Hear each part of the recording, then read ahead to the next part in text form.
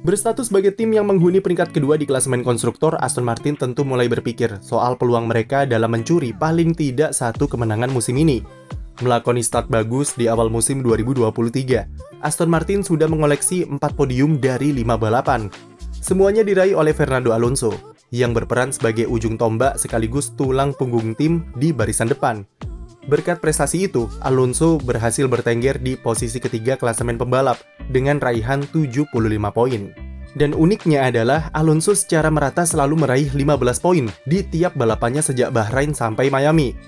Melihat bagaimana performa mobil Aston Martin, GP Monaco memberikan ekspektasi tersendiri bagi mereka untuk bisa tampil bagus dan syukur-syukur bisa memberi kejutan.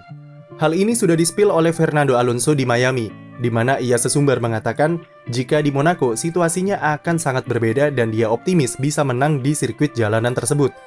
Ia bahkan sempat menulis tweet berupa tanggal 28 Mei, yang merupakan tanggal pelaksanaan GP Monaco tahun ini.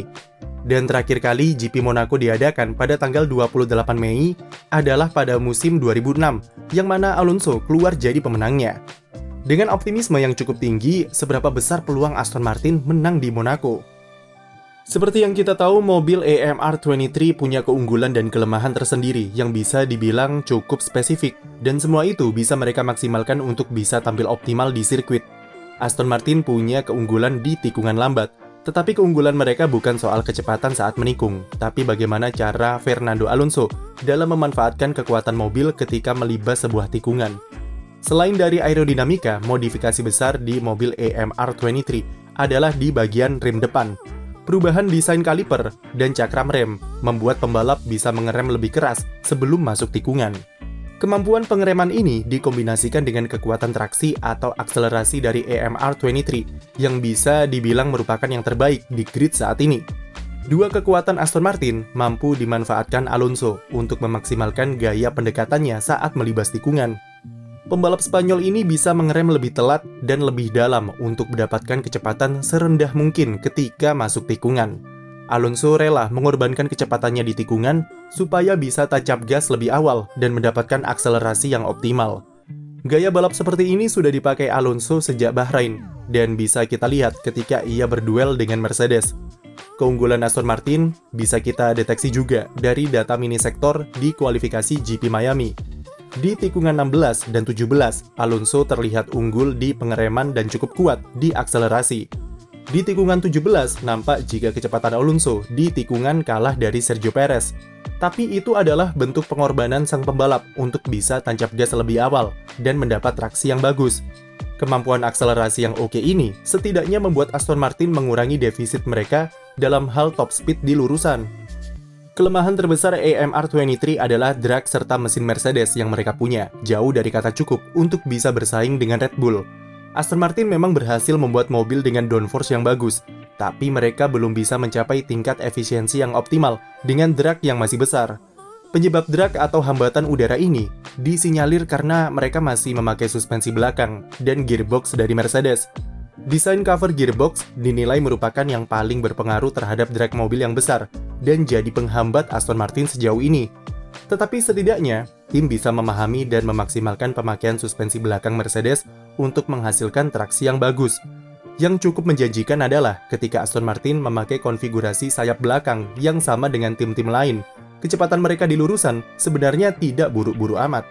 Hal ini ditunjukkan dari data mini sektor di sirkuit Azerbaijan, di mana Alonso dengan bantuan akselerasi yang bagus, dia mampu menyamai kecepatan Red Bull di lurusan. Ia hanya kalah ketika Red Bull mulai membuka DRS-nya yang jadi senjata andalan RB19 musim ini. Dan kita tahu, kalau di GP Baku, Aston Martin mengalami masalah DRS saat kualifikasi. Jika kita melihat berbagai faktor yang berbasis dari performa mobil, maka bisa dikatakan kalau kemenangan di GP Monaco cukup realistis bagi Aston Martin. Karakter sirkuit jalanan Monte Carlo yang sempit dan banyak tikungan lambat dengan lurusan yang pendek tentunya sangat cocok dengan kekuatan mobil Aston Martin. Hal itu belum termasuk ke beberapa kelemahan Red Bull yang terlihat sejauh ini. Salah satu kelemahan RB19 yang bisa kami notice sampai sekarang adalah saat kualifikasi.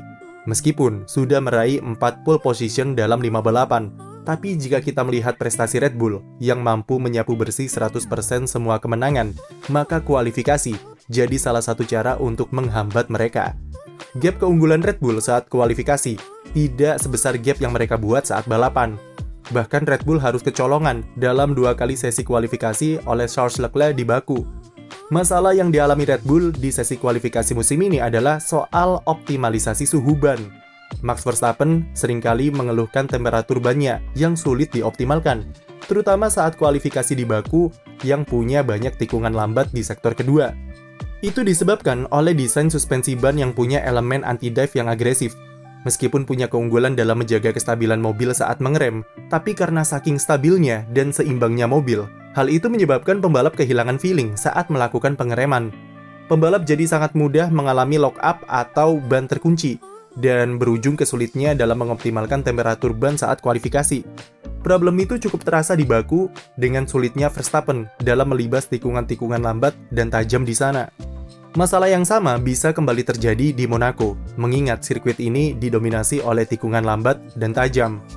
Keunggulan Red Bull di trek lurus dan di DRS juga akan dipendam di sirkuit Monte Carlo, yang cuma memiliki lurusan yang pendek. Praktis, faktor-faktor seperti demikian bisa membuat sesi kualifikasi menjadi lebih sulit bagi Red Bull. Dan kita tahu seberapa penting kualifikasi di GP Monaco. Overtaking di Monaco selalu sulit, dan balapan lebih sering berlangsung seperti parade pawai atau pameran mobil F1, karena saking sulitnya menyalip di sini. Jadi kualifikasi akan jadi kunci. Apakah Aston Martin bisa mencuri kemenangan di Monaco atau tidak? Tetapi Red Bull mungkin sudah membuat langkah-langkah preventif, seperti menyiapkan settingan khusus untuk mengatasi kelemahan mereka di Monaco. Seperti memakai settingan downforce maksimal yang pastinya akan membantu kecepatan mereka di tikungan lambat yang menjadi kekuatan Aston Martin. Yang jelas, ini tidak akan mudah bagi Alonso dan Aston Martin. Apalagi ada Ferrari yang menyimpan potensi terpendam di tikungan lambat dengan bantuan skill Charles Leclerc dan Mercedes yang tetap memasang upgrade suspensi baru di Monte Carlo.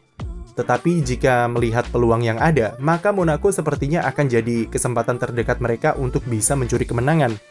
Dan itulah mengapa Alonso akan melakukan segala cara untuk bisa meraih kemenangan ke-33-nya di F1 akhir pekan ini. Sekian video dari kami, jangan lupa beri like dan subscribe untuk konten F1 lainnya.